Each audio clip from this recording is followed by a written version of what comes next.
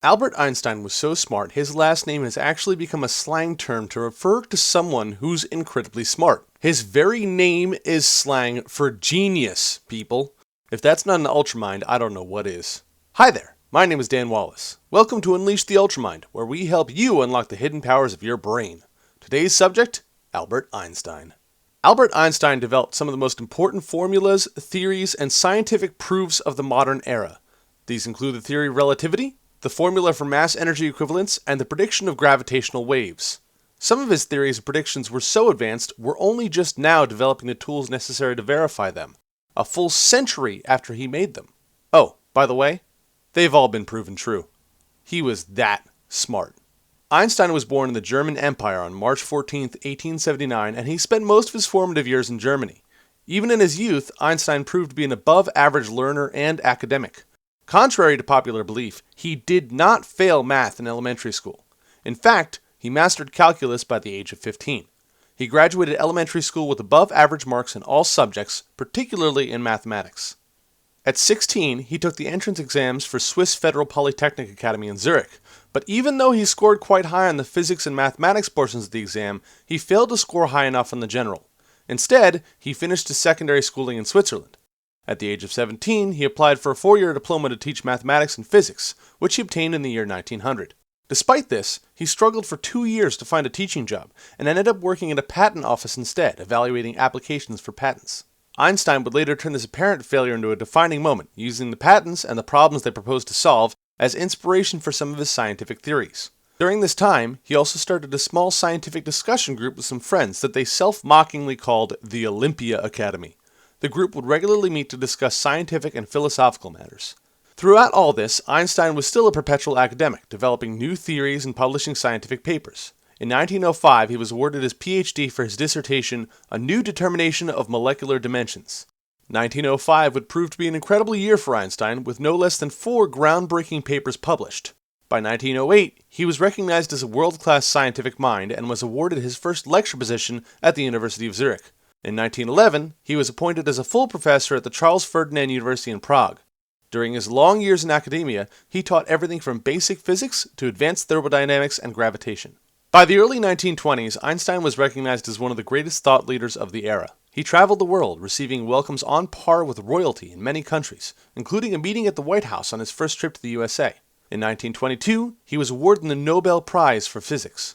Einstein's star was on the rise, but darkness was on the horizon. The Nazi threat grew in Germany, and while Einstein was abroad, Hitler came into power.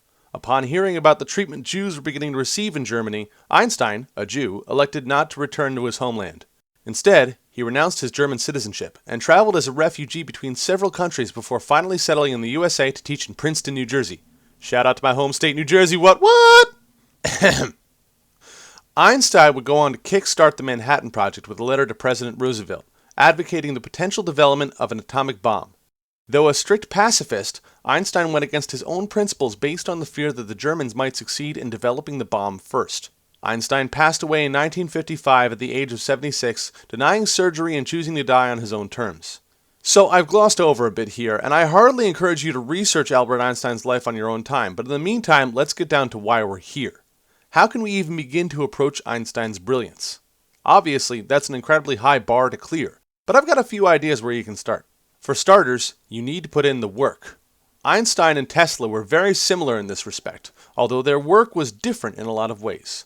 Einstein's was much more academic and theoretical, Tesla's was much more practical and experimental. Regardless, Einstein published quite a few noteworthy papers, spent almost all of his spare time teaching and conferring with other great minds, and generally made learning and teaching his full lifestyle. Secondly, you need to collaborate.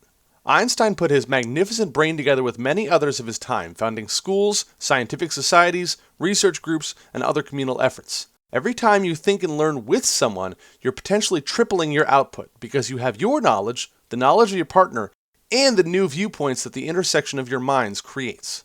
Third, you need to leave room in your learning and thinking for philosophy, art, and human expression. Einstein was almost as much a philosopher as he was a scientist. He also loved music, once being quoted as saying, "If I were not a physicist, I would probably be a musician. I often think in music. I live my daydreams in music. I see my life in terms of music. I get most joy in life out of music." Fourth, you need to dream. Einstein was reported by all around him to look at the world in an almost childlike wonder. He left his brain open to all possibilities, testing them against scientific and mathematical proofs. As he confirmed or dismissed new radical ideas and theories, he would continually develop new ones. Just remember, dreaming is step 1, testing those dreams is step 2. So, to review. 1. Put in the work. 2. Collaborate with others. 3. Appreciate art and philosophy. And 4. Dream. Now, like I said, I really glossed over quite a bit in Einstein's life in the interest of time. He truly was one of the most remarkable thinkers to have ever lived. I seriously recommend looking into his life and his ways of thinking more. It will seriously expand your horizons. In the meantime, I hope this video gets you started on the path to emulating his brilliance. If you'd like to see more content like this, please subscribe, and if you enjoyed the video, don't forget to share it with your friends. Until next time, remember to live boldly, change the world, and continue to be awesome. Next week on Unleash the Ultramind, he helped bring the personal computer into our homes, and in doing so, revolutionize the world. Next Tuesday, Bill Gates. See you then.